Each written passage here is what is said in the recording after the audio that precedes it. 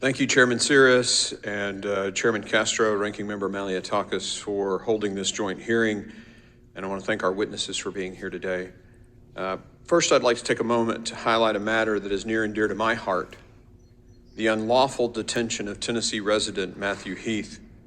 For almost 2 years, this U.S. Marine veteran has been held hostage in Venezuela. As a result of his mistreatment and torture by the socialist Maduro regime, he actually attempted to take his own life this weekend. I'm praying for his health, and I urge President Biden to do all possible to bring Matthew home.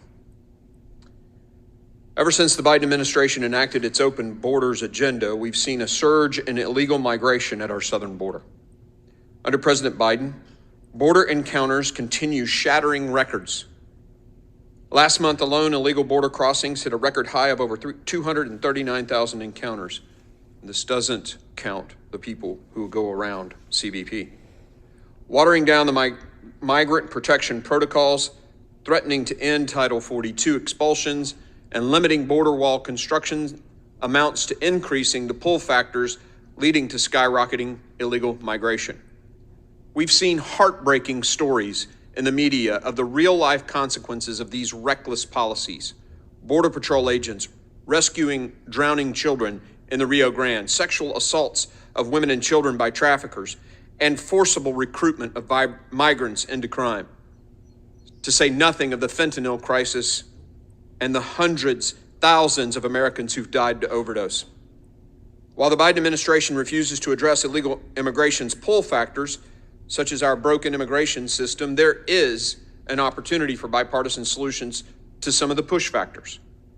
One of these push factors is the lack of economic opportunity in migrants' countries of origins.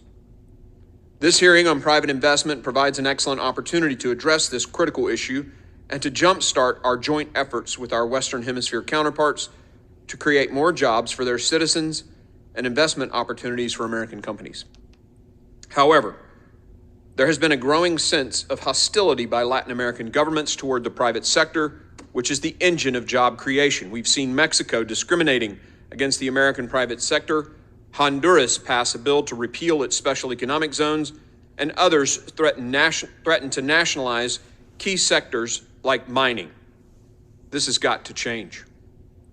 If countries want to create more jobs, they must create business-friendly environments. Through U.S. leadership, I'm hopeful that we can reverse some of these unfortunate developments. I'm willing to work with any government in the Western Hemisphere that respects the rule of law and market-driven models of economic growth. These are the nations that will attract private investment, create long-term, sustainable jobs for their citizens. One of the best ways to help increase economic opportunities for our southern neighbors is through nearshoring. According to estimates by the Inter-American Development Bank, IDB, nearshoring could add an annual $78 billion in additional exports of goods and services in Latin America and the Caribbean in the near and mid-term. To put this into perspective, in 2020, Guatemala's GDP was estimated to be roughly $77.6 billion. Such a huge influx of capital from nearshoring would mean massive growth if concentrated in smaller countries like Guatemala. The IDB recommends countries focus on a 3I strategy: investment, infrastructure, and integration. Investment meaning creating a business-friendly environment, not scaring companies away with hostile rhetoric of nationalization. Infrastructure means building and repairing the roads, bridges, seaports, airports, and energy grids necessary for business to flourish. And integration, of course, involves increasing and harmonizing trade agreements to reduce the regulatory patchwork that currently exists between countries. My bill, the Western Hemisphere Nearshoring Act, co-led by Chairman Cirrus, assisted in the writing by members of the State Department, people from both sides of the aisle, addresses all of the 3 I's. It addresses investment through ultra-low interest DFC loans while urging countries to reduce bureaucratic red tape, streamline permitting, and embrace free market principles. It helps address infrastructure by providing technical assistance for energy grids and streamlining the application process for nuclear reactors. And it addresses integration by directing the U.S. Trade Representative to obtain trade agreements with our Western Hemisphere allies with whom we do not currently have trade agreements. The bill is a win-win-win. It makes our supply chain less vulnerable to communist China.